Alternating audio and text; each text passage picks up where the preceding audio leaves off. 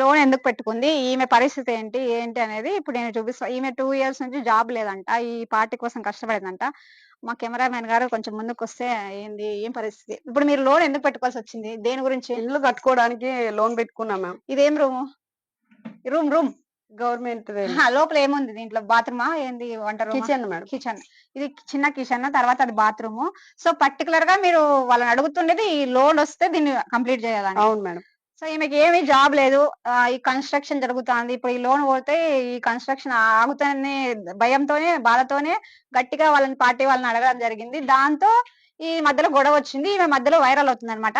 So, దీన్ని చూసైనా స్పందించి మీ మీ పార్టీ వాళ్ళే ముందుకొచ్చి మీ క్లస్టర్ గాని, మీ ఇన్‌చార్జ్ గాని ఎవరైనా ముందుకొచ్చి ఈమెకి సాయం చేస్తే చాలా బెటర్. ఎందుకంటే ఈమె ఒక మహిళ. ఒక ధైర్యంగా ముందుకొచ్చి మాట్లాడుతుంది. కన్‌స్ట్రక్షన్ మధ్యలో ఆగిపోతుంది.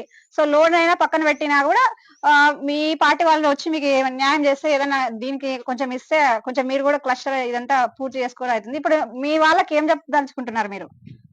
మీ పార్టీ పెద్దలకి ఏం చెప్పదలుచుకుంటున్నారు? పార్టీ పెద్దలకి అందరికీ కూడా నా నమస్కారాలు. సార్ నేను చాలా పార్టీ కోసం చాలా కష్టపడి పనిచేశాను. నా జాబ్ గూడా వదులుకున్నాను. ఇప్పుడు నా ఇల్లు పూర్తి చేయడానికి, నాకుండే అప్పులు తీర్చుకోవడానికి ఈ లోన్ పెట్టుకున్నాను. బట్ నాకు ఇది ఈ లోన్ అన్నా ఇప్పించండి. లేదా నాకు అంతో ఇంతో సాయం అన్నా చేయండి. ఇంతకు మించి నేను మిమ్మల్ని ఏమి అడుక్కోదలుచుకోలేదు. తెలుగుదేశం పార్టీ మెయిన్ అంటే నాకు జాబ్ ఉంటే సో, మీ బాధ చెప్పండి వీడియో ముఖంగా. పెద్దలందరికీ నమస్కారము. నేను లోన్ పెట్టుకుంది నా ఇల్లు పూర్తి అవ్వడానికి. కనీసం లోన్‌లో కూడా 30% అడిగారు. ప్లస్ ఒక్క నిమిషం రా. ఏడవకండి, బాధపడొద్దండి. ఏడవడం వల్ల ఏమి రాదు. మీ బాధ చెప్తేనే మీ బాధ పూర్తి ఏదన్నా మీకు ఏదైనా సహాయం రావచ్చు.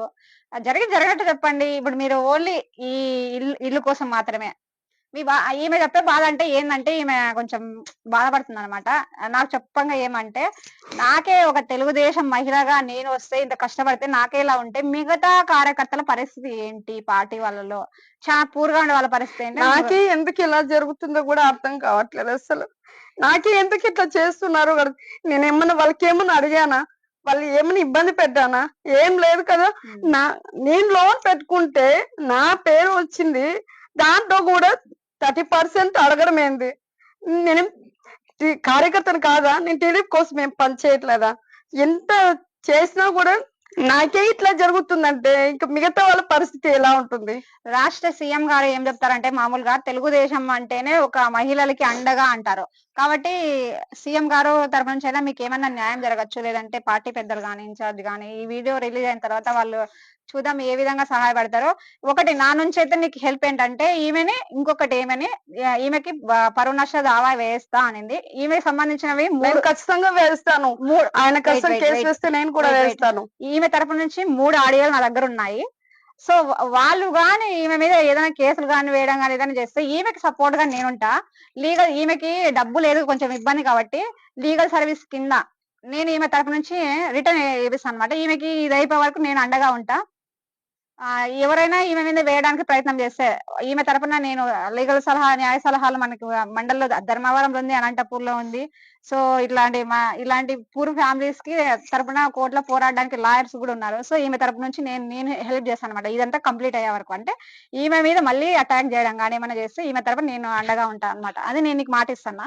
ఒక ఆడపిల్లగా నేను ఆడపిల్లగా ధైర్యంగా ముందుకొచ్చినట్ల నువ్వు నా తర్వాత నువ్వే నాకు కనిపిస్తున్నావు అంటే ఈ మండలంలో. సో, అందువల్ల నేను వచ్చా అన్నమాట. ఒక ఆడపిల్ల బయటకొచ్చింది అనే ఉద్దేశంతో ఏం బాధపడకండి. అంతా మంచి జరుగుతుంది. సో, థాంక్ యూ అండి. Thank you ma'am.